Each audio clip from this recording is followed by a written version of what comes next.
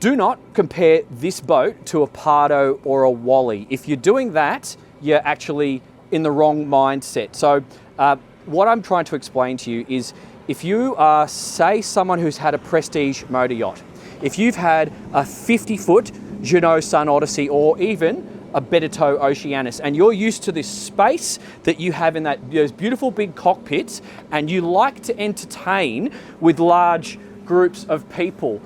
But, now this is the important point, if managing that big 50-foot boat is too much of a kerfuffle for you, that's when something like this Jeanneau DB37 might be interesting to you. Now, we've got a couple of waves coming through.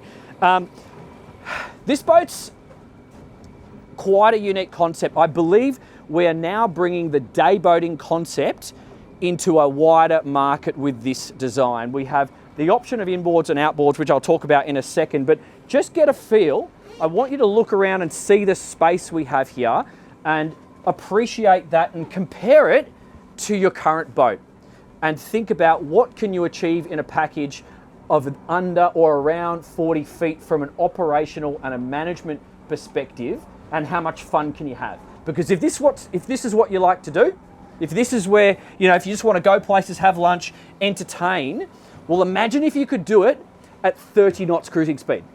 Imagine all the extra places you could go, and then imagine the places you could entertain at with outboard engines, because you can trim the motors up and you can get into the shallow water. So if you've had a yacht, you know, you're used to 2 meters to 3 meters draft. If you had a Prestige and you got IPSs on the bottom, well, you don't want to be getting into that shallow water because you might clip the thing. So this is a real bonus for many of you, I believe, and that's what I'm gonna, you know, touch on today in this video. So my name's Dan Jones, you're watching Dan's Boat Life. Welcome to France, and summer's coming. It's a good time of year. I love this time of year, and I also really enjoy filming boats here because the colors, I hope this comes up on the camera, are just beautiful. The ocean here and these background, if you've not been to Europe, get over here, and I think you should also get a second boat and keep one here for when winter comes in Australia or America, because it's that good. So, drop down sides. This is what's giving you the sense of space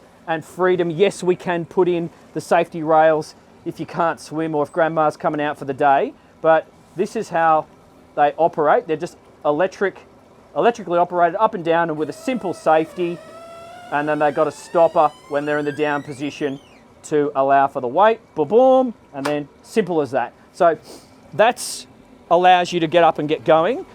And then out on the transom here, if you're going to be swimming, yes, this is the amount of space we have.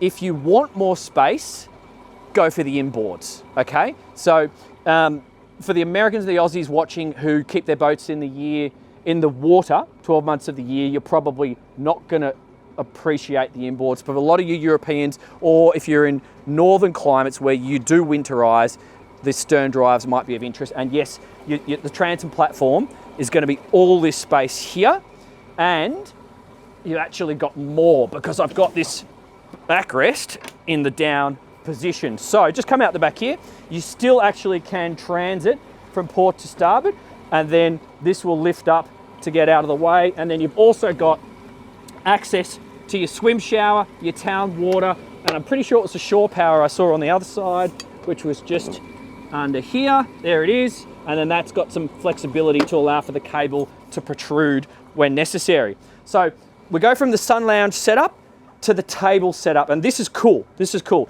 I want you to look at this. This is just a simple hinge. This is one of the things I love about the Jeanneau Beneteau group as a whole, because their designers are quite intelligent in the way they make use of the available space. So we can do this, got the drink holders, or we can do this. My belly's too big, but now I can still make it work. Or we can do this.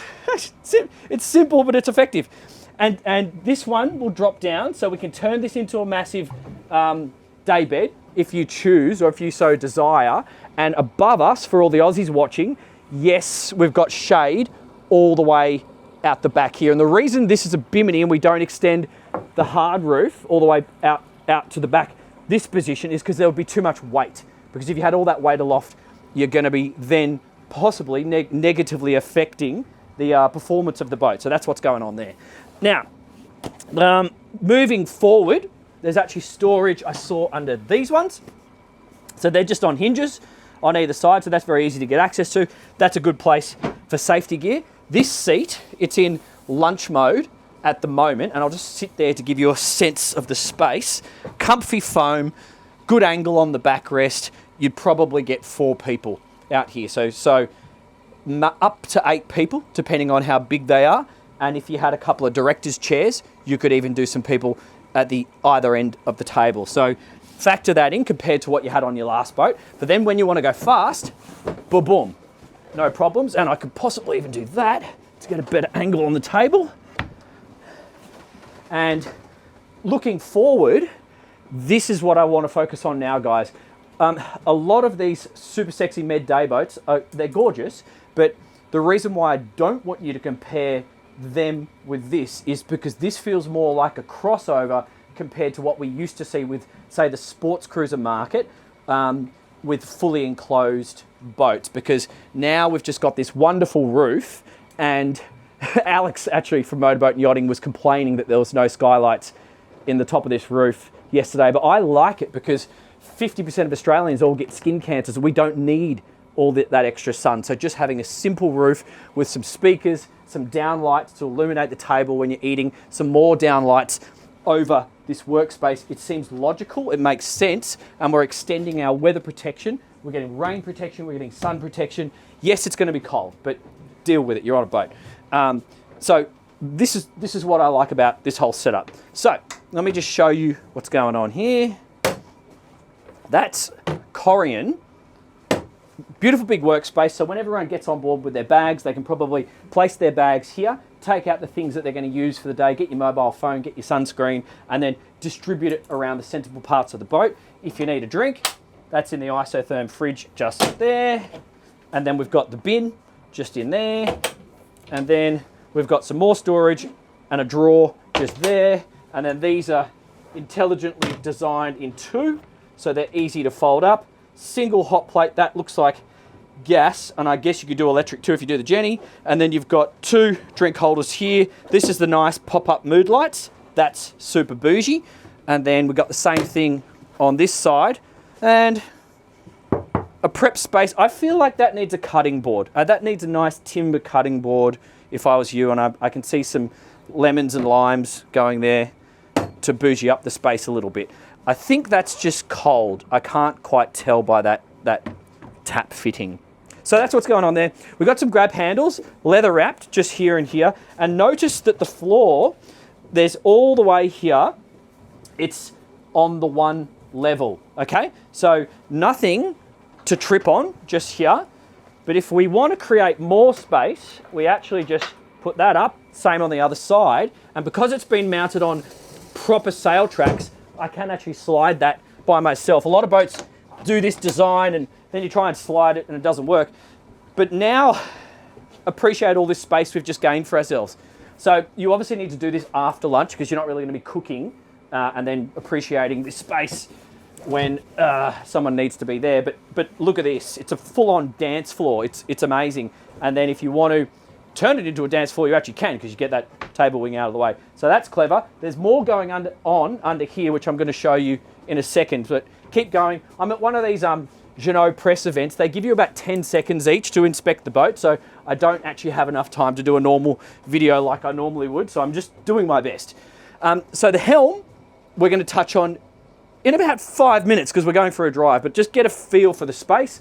Look at the visibility. These pillars are a little bit thick, but we'll discuss that in the drive. I like having the glass on the side. I really enjoy having the protection from the sun, but we also have some airflow in here. So on the hot days, it's going to be manageable, and we've got space for 3 people, armrests, bolsters, forward and back, all quite logical. Looks comfortable. We'll do that in about 5 minutes. Come forward with me. Let's go up to the bow. So this is where you see your first steps. 2 steps there. You could hold onto the roof or hold on here.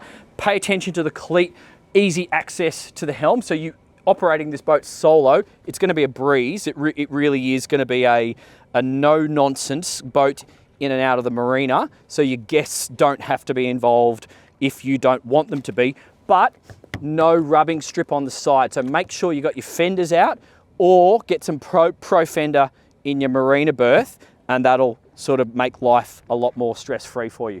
So the lounging area is quite nice.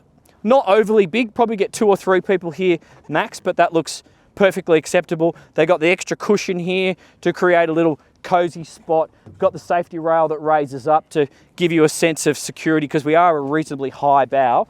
Got the anchor locker, single bow roller forward, cleats, 2 wipers on this one. The roof is pretty substantial.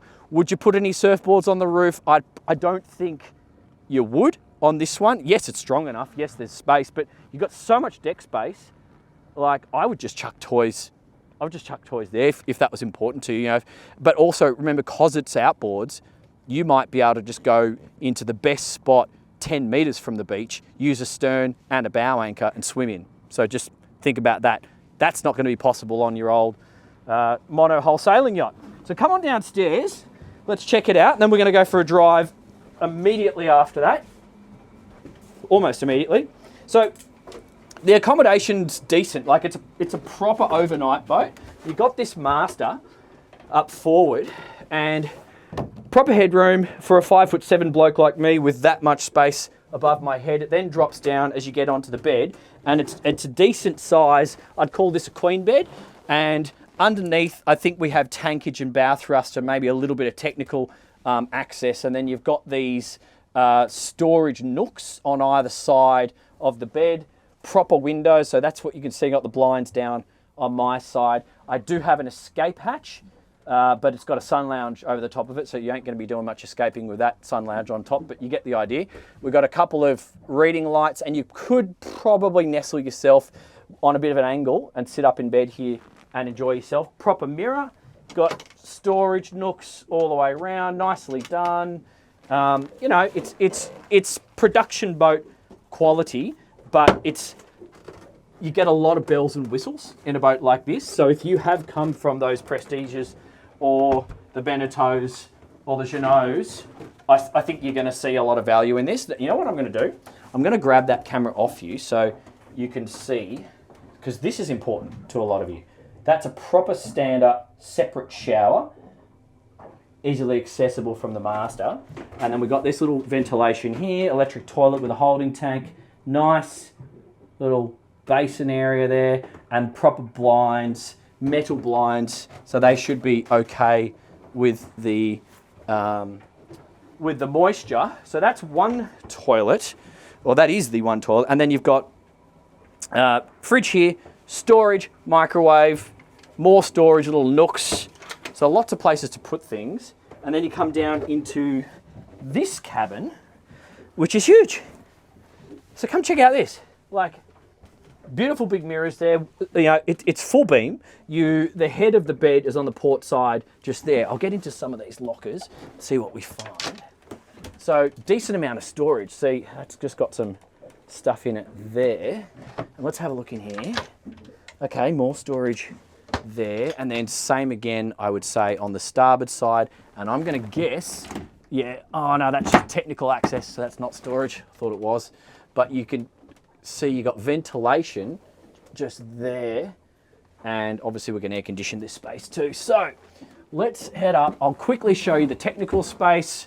My engine batteries, my fusion are all operated from here, and then I'll quickly show you the technical space, and then we'll just go for a fast burn, and that's going to be it for today, because we've got more journalists waiting for us at the dock. So, because we have an outboard boat, we have a lot of storage underneath here, so it actually stretches. Give me the camera, I'll take you guys down here. Check this out.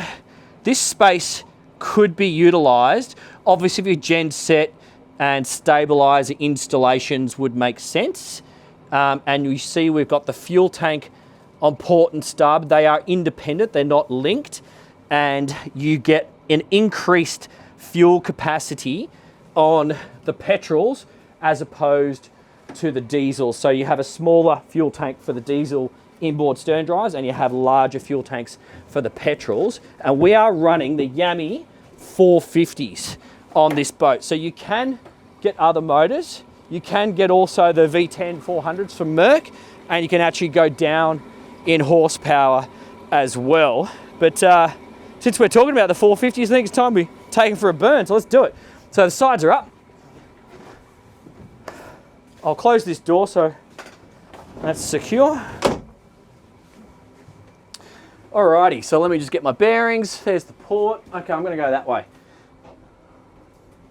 So, talking about the helm, this Yamaha system actually comes, when you get the joystick, it comes with an autopilot. So you've got heading hold and course hold.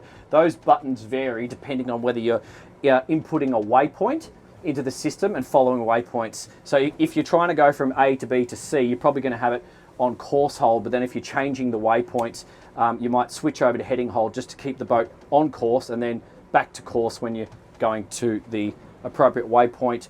Sounds confusing, trust me, it makes sense. Then you can adjust by 1 and 5 degree intervals by using these buttons. You can even incorporate the bow thruster into this. This is engine start stop on these buttons just here. These are all your operational buttons. Because we're in Europe, everyone speaks different lingos, so they do it with pictures instead of English, but trust me, it makes sense. See, that looks like a windscreen wiper, so we can assume that operates the windscreen wiper.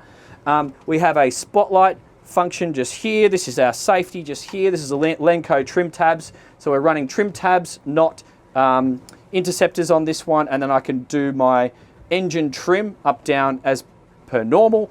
Bow thruster just here. Got my Yamaha diagnostics there. This boat's been optioned with the twin multifunctional, so I've got the engine and I've got my nav just there, and this is a nice place for storing phones. Can we charge them? Yes, we can.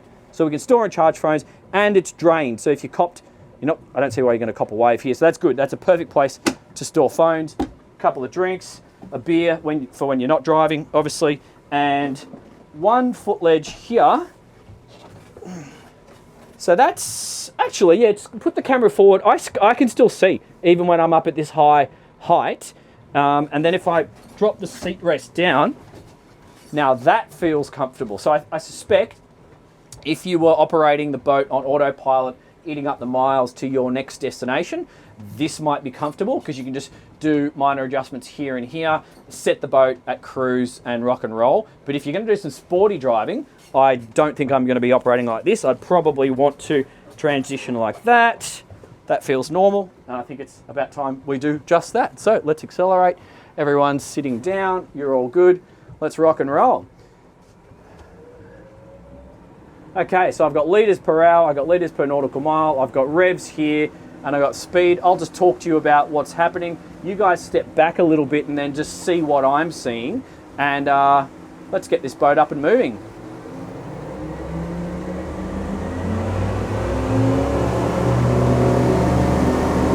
Okay, a little bit of hour raise on acceleration.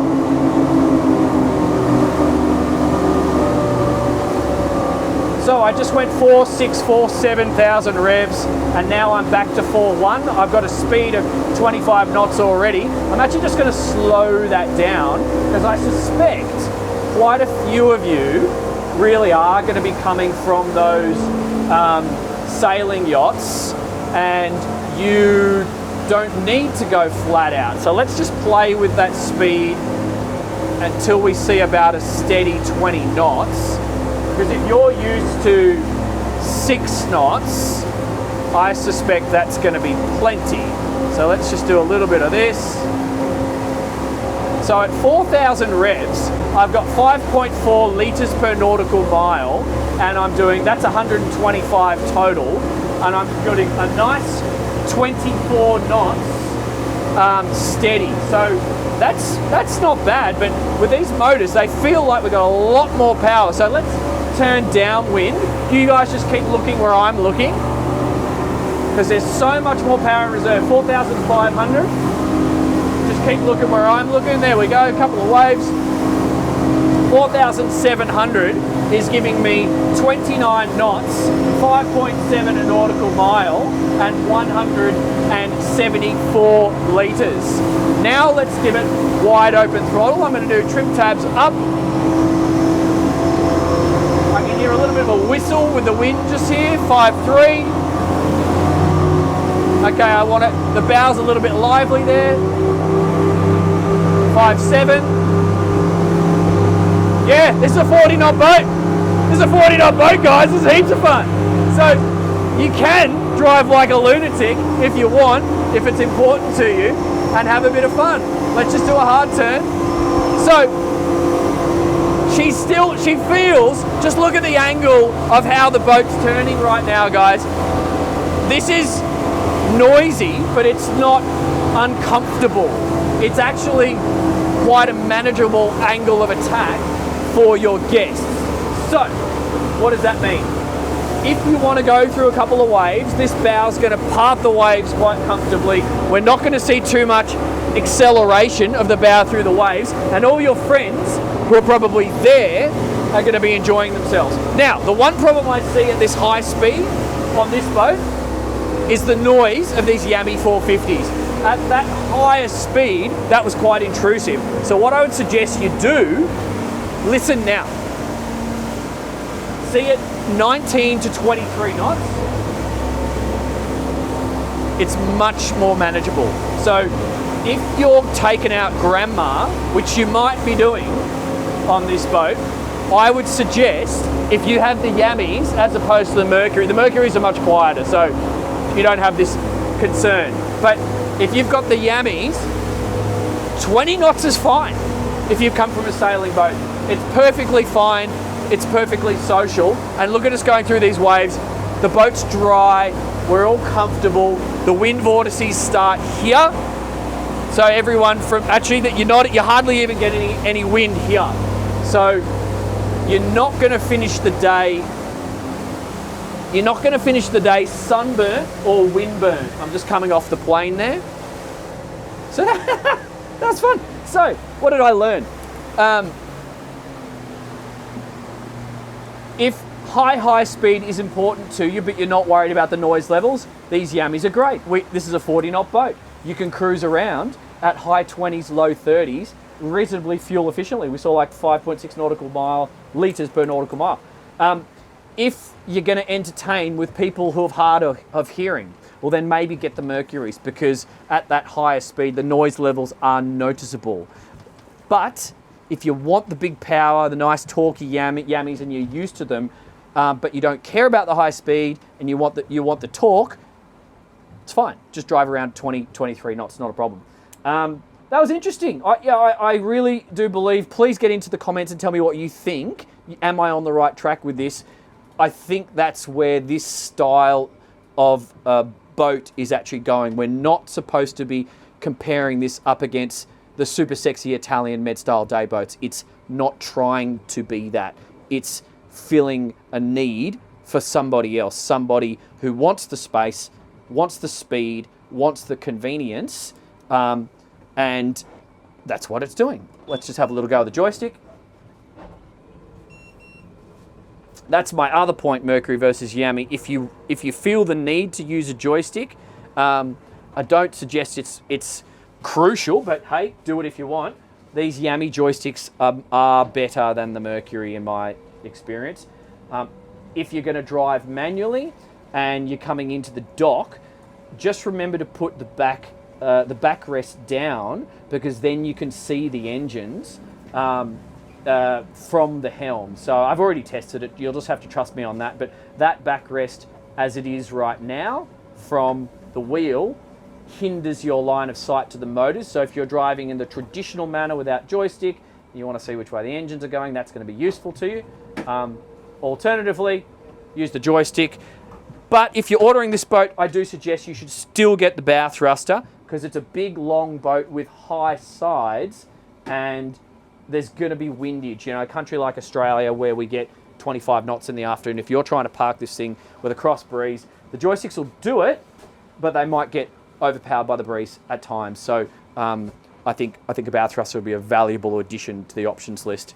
So anyway, I think that's it. Just a quick video, guys. I think that's everything I can cover. If you like this content, don't forget to like, subscribe, share it with all your mates, get in there and support the Patreon. And if you want to understand if this boat is right for you versus another one, a lot of people are writing to me about that. You got to do it in the Patreon. I can't respond to all of you in the comments, but if you are going through your options lists and need some help, I'm happy to help. But do it in the Patreon.